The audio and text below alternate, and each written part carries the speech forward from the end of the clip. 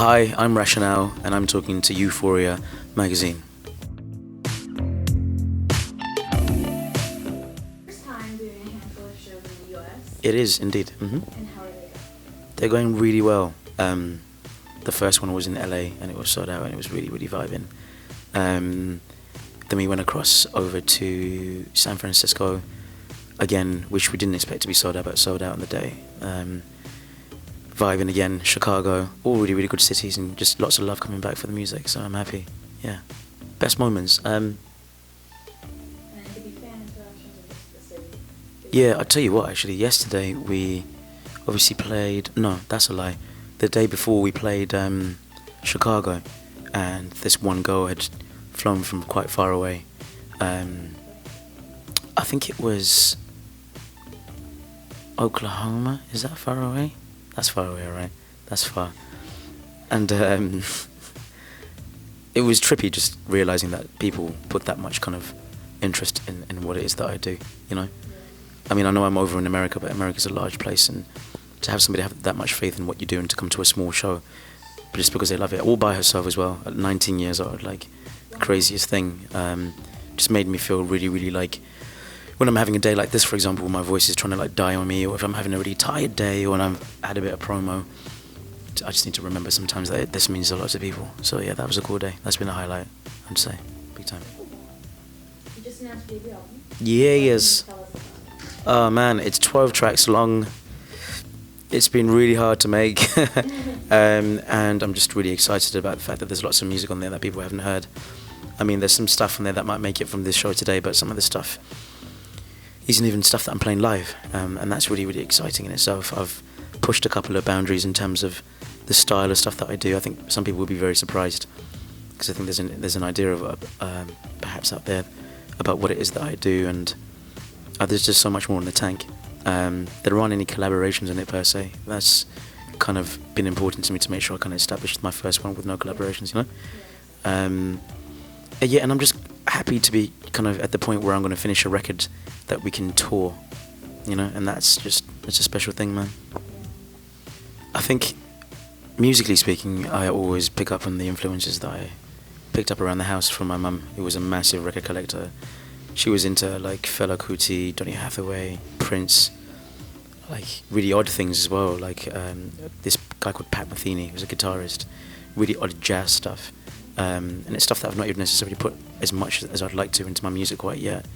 But I think modern music influences me a lot. I'm a big supporter and lover of like modern pop music that's kind of left. I love Hon, I love Jack, I love, you know, a guy called Jamie T. I love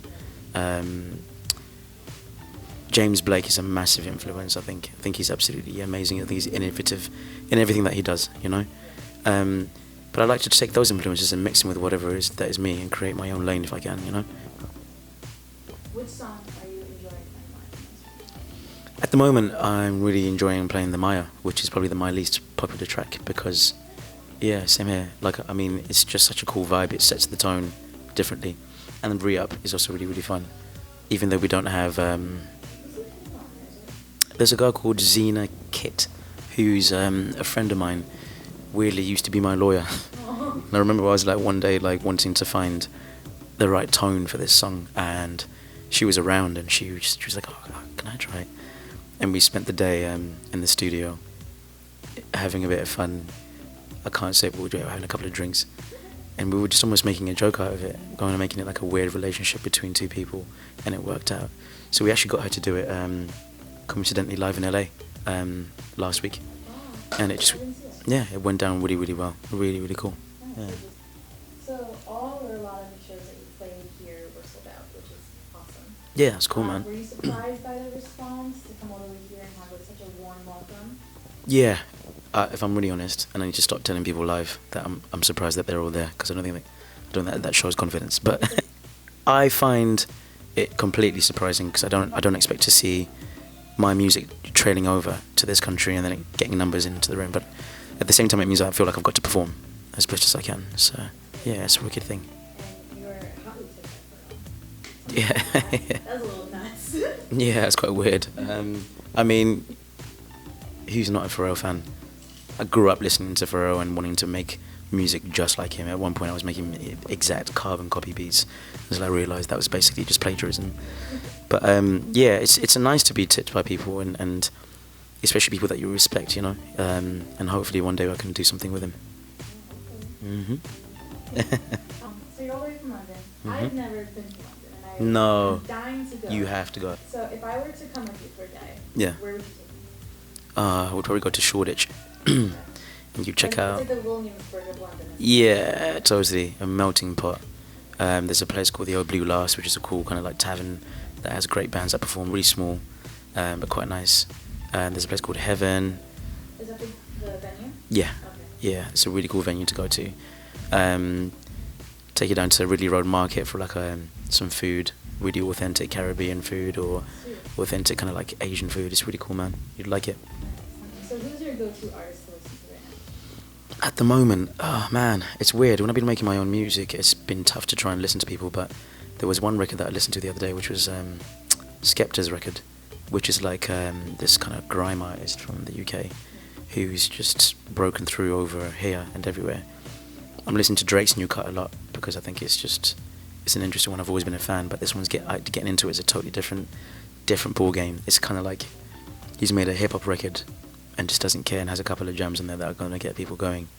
But it's a different vibe. Who else's record have I been listening to? What'd you think of the James? Oh, of course, that goes without saying. Man, I see like 17 tracks or something like that. It's long. It's a lot of tracks. I think it's just another example of how clever he is. There are moments that are just kind of like, oh man, make you want to put your instrument down and kind of not ever play again because he's. But it also has a converse effect, and it's like I want to learn. Yeah, well that's the thing. It's inspiring, right? Yeah. And I think that's a cool thing to have. I'm looking forward to seeing what it's like live. Be really cool. Outside of music, what do you like to do? Here is the most boring part of my life. I spend all of my time doing music, literally 12 hours a day. Apart from that, I have one day which I kind of spend away from the studio, so I can get some airtime, and I like to spend it hanging out with friends, man, just really normal stuff. And the other odd thing is that I like to go fishing. Okay. Lots of people kind of like, you, It's relaxing. what? Right? Are you serious? And I'm like, yep. Sometimes, if it's a summer, go outside, sit and hear nothing and hear no noise. Yeah, I'm a really simple dude, man. The most of my time is spent in the studio. Yeah. I can see that with the fishing. Yeah, I love that. I can see that. It could happen. Yeah, not too much though. Like one day a year maybe. Oh, okay. No. I don't have like a jacket and like hats and stuff. It's not that kind of You vibe. have like 6 different kinds of poles. I might have 4 different. Yeah. Various accessories. Catch them with your hands. It's not that deep. I think I'd cause a scene if I turned up in that get up. What's your go-to drink when you're out? Depends on the day, but I'm like a wine man. I love like a good glass of Pinot Noir, but then if I'm on a different day, it's Hennessy. You don't want to get smashed. Yeah. So tonight, when the last note is sung, I'm gonna have a nice glass of Hennessy, I think. Yeah. What was your last Google search? Let's find out. Yeah, another one. Here we go. Why is Uber not working? Really? Kid you not? Yeah. Because. If you had the celebrity power of Kanye West, Mm. what would be on your rider? Right? Wow, Like you could be a total fucking diva. Yeah. Yeah. I would go for a full complement of wine selections, red. I'd go for a room no smaller than the presidential suite in some sort of sick hotel, right? Like a bed, so you could sleep when you're like at this point at the tour. A masseur, Would you like have a rotating bed? yeah, like a whole thing, right? You'd get like I don't know, a full kind of like butler service, so you don't have to go out and deal with shit. I don't know. Yeah, no, do you know what? I'm being silly because the reason why my voice sounds like this is because whenever a gig's finished, I spend half the night talking to all the kind of people who come along. But I can't really think of very many other things I'd want apart from like a real studio setup, right in every single venue that I go to, so that instead of just sitting there for 3 hours before the gig, I can just work. That'd be great.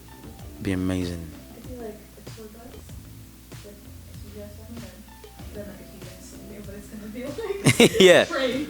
Yeah, just lengthways, right, all the way down the middle. But yeah, I don't know. I'm not an extravagant guy. Ask me in a year's time if anything's going well, then I'll be like, You'll have us in a yeah. year's time. Well, when You it gotta get hope damn so. right, in a year's time, if it starts going brilliantly well, Yeah. ask me again and we'll see where we're at. If I might have grown a massive ego by then.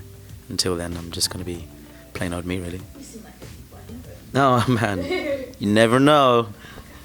So we're done. Thank you very much. Thank you.